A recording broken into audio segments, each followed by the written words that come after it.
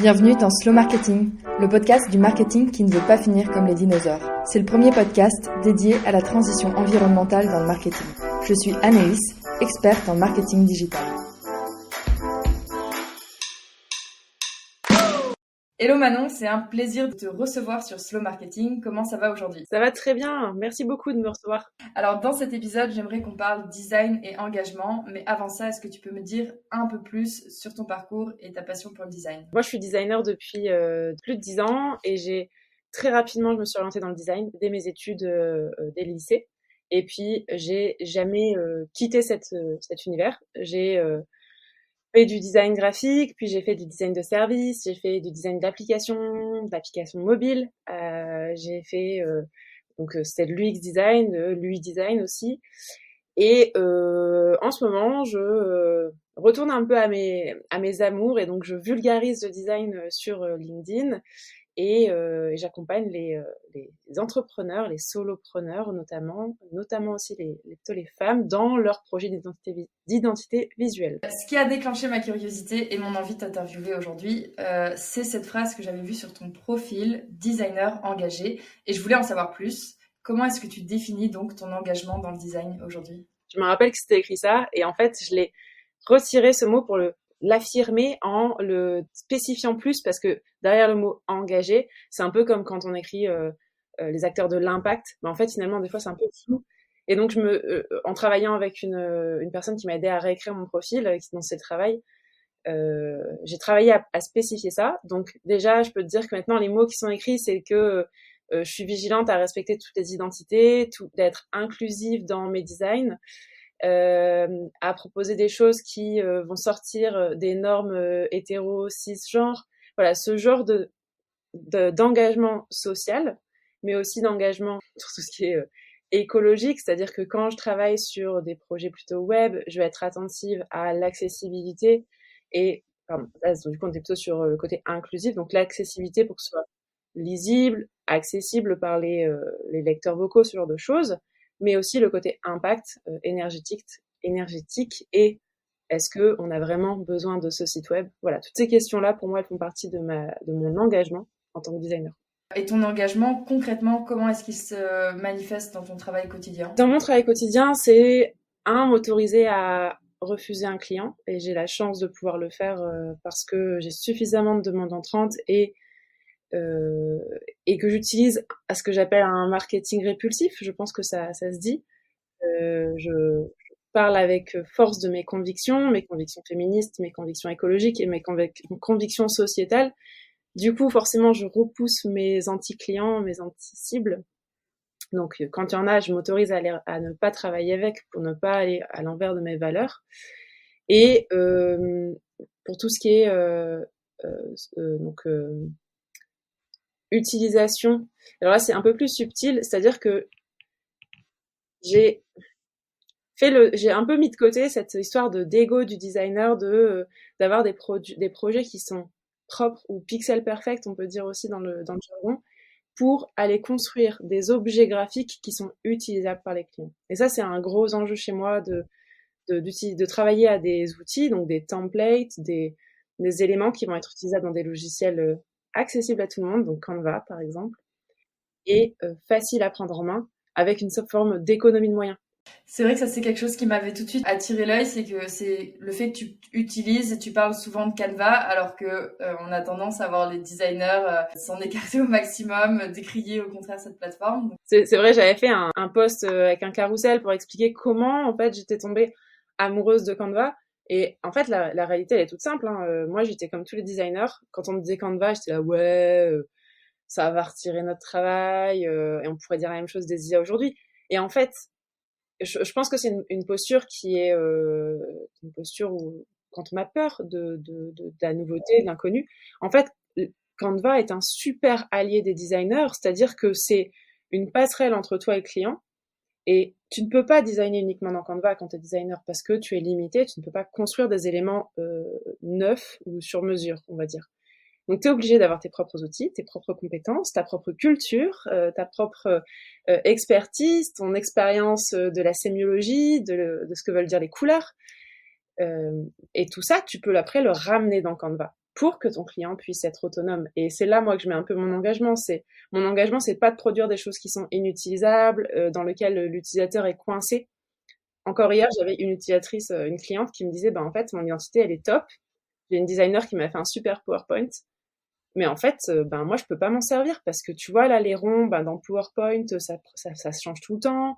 Là, telle couleur, je suis tout le temps embêtée parce que je peux pas écrire avec. Et donc, elle avait un super design, mais qui était pas utilisable et qui était bloquant, en fait, pour elle. Donc là, je trouve qu'il y a une forme de limitation dans la manière dont on peut designer les choses. Le nombre de clients ou de projets sur lesquels j'ai travaillé où il y avait une charte graphique, par exemple, tout était sur la suite Adobe, mais mes clients n'avaient pas la suite Adobe et n'avaient pas accès aux fichiers, quoi. C'était assez frustrant. Ça rejoint un peu ce qu'on vient de dire, mais j'aimerais que tu rentres un peu plus dans le détail. Comment est-ce que tu fais pour, justement, avec tes clients, garantir que tes designs soient à la fois fonctionnels, efficaces et du coup durables dans le temps? En fait, tout tient dans la manière dont tu fais le brief, dans la manière dont tu vas aller chercher toutes les informations pour construire quelque chose qui va répondre aux vrais besoins du client et pas à ce que toi tu voudrais en tant que designer, dans l'absolu. Dans les questions que je pose dans le brief, il y a des questions de quels sont tes objectifs stratégiques à X années. Parce que en fonction, si elle a l'intention de développer ou d'avoir une équipe ou de faire un pivot, moi j'ai besoin de le savoir pour que l'identité elle soit la plus pérenne possible. Après, je pose aussi plein de questions sur l'environnement technique de la personne et l'environnement d'utilisation de cette charte graphique. Si quelqu'un me dit, moi je suis jamais sur internet, par contre je passe mon temps à imprimer, je fais beaucoup de flyers, je vais beaucoup sur les événements, du coup je vais réfléchir ma charte mon identité de manière à ce qu'elle soit économe au maximum et par exemple qu'elle soit dans le cadre d'une association. C'était beaucoup ma première clientèle il y a quelques années. Je faisais attention à ce que ce soit imprimable sur des imprimantes de bureau et pas une imprimante d'entreprise. La nuance, c'est par exemple sur les marges. Une imprimante de bureau, on peut pas aller jusqu'au bord. Donc c'est des petits détails comme ça. Donc connaître l'environnement technique fait qu'après on peut faire des meilleurs choix.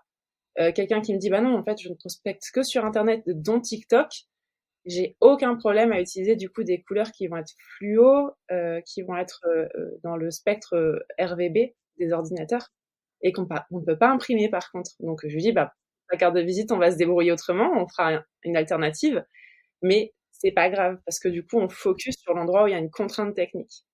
Et donc s'ils utilisent Canva, c'est à ce moment-là que je le demande. S'ils utilisent PowerPoint, c'est à ce moment-là que je le demande et que moi, en tant que designer, je m'adapte. Je fais en sorte que mon design puisse être utilisé sur PowerPoint ou sur Canva. Finalement, ça rejoint aussi un peu les techniques de marketing responsable et de bien s'assurer que le produit, service qu'on est en train de développer répond à un besoin d'une cible. Carrément. C'est clair que sur des cas de site internet, c'est une méthodologie qui va être différente, mais finalement, on se pose les mêmes questions. Qui sont les utilisateurs, dans quel cadre ils vont utiliser ce site internet ou cette application mobile, et on va essayer de penser à tous les cas d'usage et tous les cas de situation de handicap, puisque a priori on est tous en situation de handicap à des moments de manière ponctuelle ou permanente. Par exemple, si tu marches dans la rue au soleil et que tu sors ton téléphone ou que tu marches sous la pluie avec ton smartphone, t'es en situation de handicap en fait. Dans ces deux cas-là, t'as du mal à utiliser ton écran ou t'as du mal à voir l'écran et bref. Toutes ces situations, on fait en sorte de les couvrir quand on design. Petit aparté, du coup, j'en avais déjà discuté dans des épisodes précédents, mais c'est vrai que c'est marrant, c'est un sujet qui revient de manière assez ponctuelle dans le podcast. C'est quoi tes recommandations justement pour être plus inclusif dans le digital sur toutes les questions de handicap, même si je sais que c'est très large, mais si tu avais un peu des grandes guidelines. Écoute, je vais essayer de rester un peu focus sur ce que je fais en ce moment, c'est encore le plus simple pour moi. Par exemple, sur les réseaux sociaux, sur LinkedIn et sur Canva spécifiquement, c'est de remplir par exemple les balises alt pour donner le texte alternatif à une photo. Comme ça, l'utilisateur, il sait, s'il est sur lecteur vocal, il sait quel est le sens de l'image qu'il ne peut pas voir. Le lecteur vocal va la lui lire. Donc ça y est, maintenant ça a été ajouté dans Canva, on peut le faire.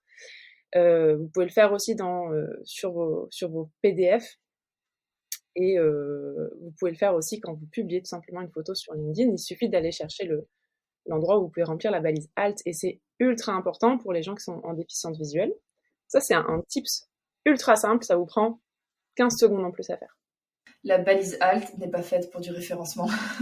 C'est intéressant, ça peut croiser, tu vois, mais au final, à la base, c'était pas ça, enfin, c'est pas ça, quoi. C'est effectivement une alternative pour les lecteurs audio. Il y a un autre sujet que j'aimerais aborder avec toi. J'ai vu que tu t'intéressais de plus en plus aux IA de génération d'images. Déjà, est-ce que tu peux nous expliquer ce que c'est? Les IA de génération d'images, c'est des IA dans lesquelles tu vas rentrer une consigne, qu'elle soit écrite, dessinée ou en fait écrite ou dessinée.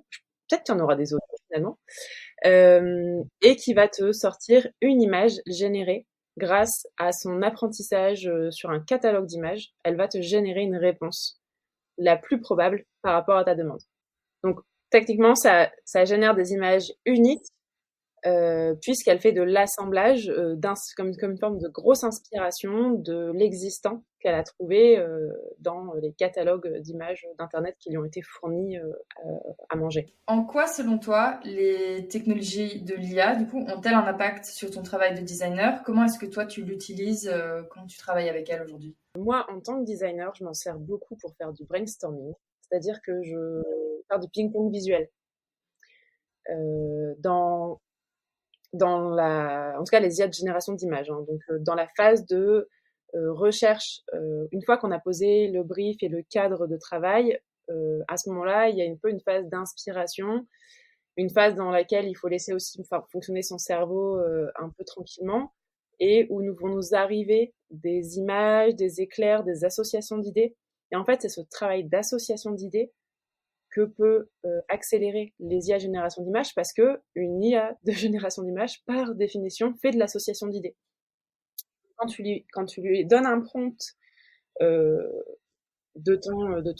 ta problématique de design, en fait, elle va pouvoir te faire des réponses qui vont être des fois complètement étonnantes et qui vont t'aider dans ton brainstorming visuel. Donc moi, je m'en sers beaucoup pour ça. Je donne mes prompts, enfin, j'écris mes problématiques. Elle me donne en réponse des images.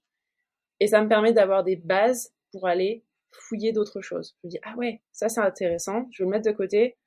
C'est pas une réponse en soi, je peux pas donner ça au client en fait. C'est pas, quand je lui demande une pochette de podcast pour un podcast qui va parler de tel ou tel sujet, elle va me faire des propositions, mais jamais ce sera quelque chose que je peux donner au client comme produit fini.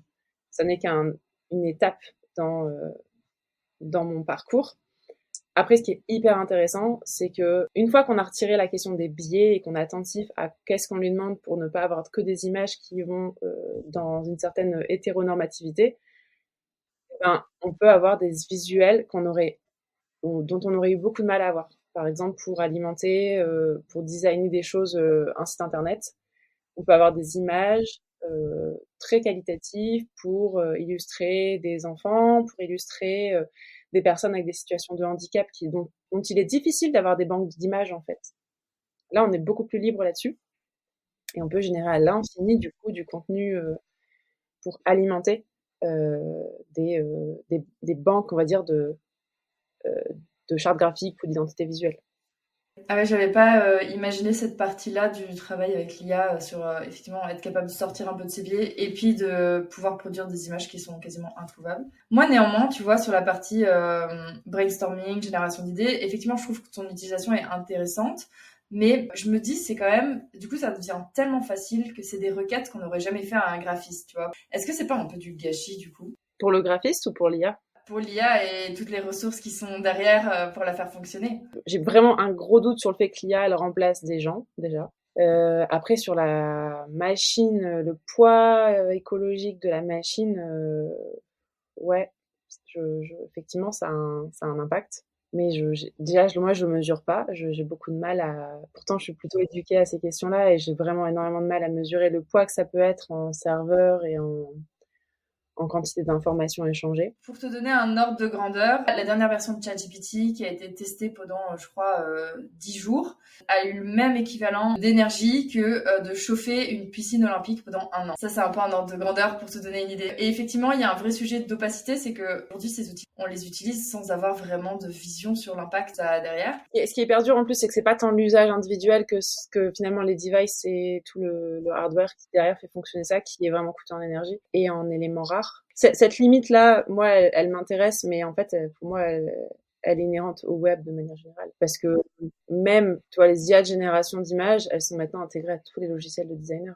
Photoshop, il a de l'IA génération d'images. Donc moi, je sais pas trop, à moi, en tant qu'utilisatrice, quelle est ma part pas de choix, mais de responsabilité, tu vois, à utiliser ou non ces IA. Et dans tous les cas, comme tout, hein, ça passe par sensibilisation, information, ordre de grandeur, peut-être d'avoir un usage raisonné du coup des requêtes. Je comprends ce que tu veux dire, de se limiter à un nombre de requêtes parce qu'on sait que chaque requête a un poids. Ouais, ou à aussi être formé à faire des requêtes. J'utilise ChatGPT et je vois très bien aussi autour de moi des personnes qui font des tests pour utiliser ChatGPT. Et il y a vraiment une différence entre une requête bateau qui est pas structurée et qui va sortir un texte vraiment banal au possible et quelque chose qui a été, enfin un prompt qui a été vraiment bien défini et qui va faire des textes hyper qualitatifs, quoi. Un mauvais prompt ChatGPT, ça sert à rien. Ça te fait juste un vieux gloubi que tu peux mettre sur un site pour faire semblant de faire du SEO. C'est un tout petit peu moins vrai sur les IA de génération d'images parce qu'en fait, l'IA de génération d'images, si tu lui fais un mauvais prompt, elle va juste être plus libre et plus générale dans sa réponse, mais sa réponse sera toujours intéressante, tu vois. Ce sera, si tu demandes une voiture, sa difficulté à elle, c'est de faire une synthèse de toutes les images de voitures qu'elle connaît. Donc son image va être à la fois libre, parce qu'elle va choisir le style qui est le style qu'elle a en base, on va dire, en classique. Mais en même temps, ça va être moins intéressant parce que il y aura moins de détails spécifiques, parce qu'elle va faire une sorte de synthèse de globi-boulga. Donc plus t'es précis, plus ton image elle est pertinente. Il y a aussi de ça, tu vois. Mais au final, entre une image pertinente et une image moins pertinente, ça reste deux images intéressantes, tu vois. Et justement, on en discutait avant pour préparer l'interview. Je sais que tu sors une formation dédiée à la génération d'images avec les IA. Est-ce que tu peux m'en dire un peu plus? J'ai décidé de faire une formation sur Midjourney et comment on peut s'en servir en tant que créateur de contenu spécifiquement pour l'instant. Donc vraiment, je me mets sur le créneau et à la place des créateurs de contenu qui doivent générer des images dans leur quotidien, notamment pour créer une imagerie qui est en cohérence avec ton identité visuelle. Et donc c'est comment tu vas prompter, comment tu vas ensuite peut-être des fois retoucher, retravailler tes images pour avoir une cohérence visuelle sur l'ensemble de ton imagerie. Et donc, c'est là que je vais aller chercher et appuyer. Donc, évidemment, je vais apprendre aux gens à prompter, à travailler avec des styles. J'ai aussi prévu, donc on en parlait tout à l'heure, je vais peut-être du coup rajouter un encart sur le poids écologique. Moi, j'avais prévu une note d'introductif sur les biais, parce qu'en fait, du coup, comme une IA fait de la synthèse, eh ben, elle va forcément avoir des biais qui sont les biais humains. Donc, si tu lui demandes une sage-femme, elle va te mettre que des femmes. Si tu lui demandes un, un chef, ben, elle va te mettre que des hommes. Enfin bref, et sans parler de toutes les ethnicités, tous les morphotypes de corps, enfin bref, 1 milliard de biais possibles. Et un autre sur le droit à l'image, sur l'éthique, peut-être aussi de l'utilisation des noms propres dans tes prompts. Après, chacun fait ce qu'il veut, mais moi, j'aurais fait ma part de dire, bah, écoutez, voilà, il y a des problèmes d'éthique et de droit à l'image, ça vaut ce que ça vaut, voilà, en quoi c'est un problème et quels sont les différents points de vue. Et avec, donc, ces parties-là, comment on prompte et comment est-ce qu'on assoit une base d'identité visuelle. Donc, il y aura aussi ces notions de c'est quoi une identité visuelle cohérente, comment est-ce qu'on crée une cohérence. J'espère du coup pouvoir accompagner un tas de créateurs de contenu à utiliser Midjourney en créant des visuels qui leur ressemblent à eux et qui crient pas coucou, j'ai été fait dans Midjourney. L'idée, voilà, c'est de réussir à créer ton propre univers, tu vois. Ok, super intéressant. Ça sort, on peut s'inscrire déjà? On peut s'inscrire, il y a une liste d'attente sur mon site internet.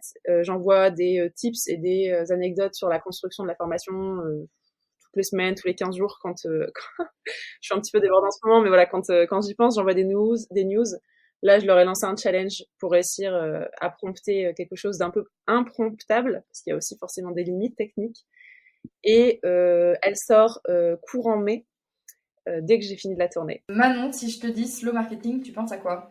Ouais, du coup, pour moi, le slow marketing, c'est communiquer sur tes produits, communiquer sur des offres en conscience et sans abuser de la personne en face, sans abuser des cibles, et en faisant confiance sur leur capacité à faire des choix, sans abuser des patterns marketing qui sont néfastes, comme des fausses promotions dans le temps, limitées dans le temps, ce genre de choses. C'est quelque chose qu'on voit aussi beaucoup en infoprenariat, du marketing qui est, moi, je pense, abusif. Et alors, je ne sais pas si du coup, je peux dire que moi, je fais du slow marketing, mais en tout cas, j'essaie de faire du marketing qui est respectueux. Par exemple, je mets pas un FOMO, je mets pas de délai s'il n'y a pas une vraie contrainte technique qui m'oblige à mettre du délai, par exemple. Genre un changement de vidéo, je ne sais pas. C'est des petites... C'est mes propres petites limites, tu vois, mais pour moi, du coup, le slow marketing, c'est faire des choix peut-être respectueux, en fait, juste de pas abuser de l'autre. La question de la fin, selon toi, qui est-ce que je devrais inviter sur ce podcast ? Selon moi, tu devrais inviter Quentin Kotzmann parce que c'est quelqu'un qui utilise la psychologie appliquée à l'UX et je pense qu'il pourra vachement bien te parler de dark pattern et de tout ce qui se passe dans le cerveau et de comment tu peux abuser ou justement ne pas abuser des gens dans la manière dont tu conçois des services et le marketing. Super intéressant, merci pour la reco. Avant de terminer, est-ce que tu as une actu ou un endroit où c'est le mieux de te suivre et de pouvoir connecter avec toi ? Yes, vous pouvez venir me voir sur LinkedIn, Manon Verbeek.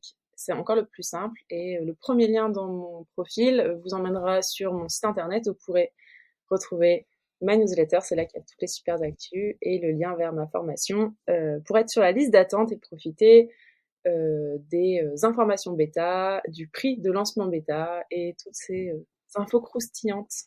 Super. Bah écoute Manon, merci beaucoup pour ton temps et pour cette discussion passionnante. J'ai beaucoup appris sur les IA et sur leur utilisation aujourd'hui. Merci. Merci beaucoup Anaïs. C'est tout pour aujourd'hui. Rendez-vous la semaine prochaine pour un nouvel épisode. Si tu ne veux rien louper, abonne-toi à la newsletter ou à mon profil LinkedIn Anaïs Baumgarten. Tous les liens sont dans la description. Merci pour ton écoute et à très vite sur Slow Marketing.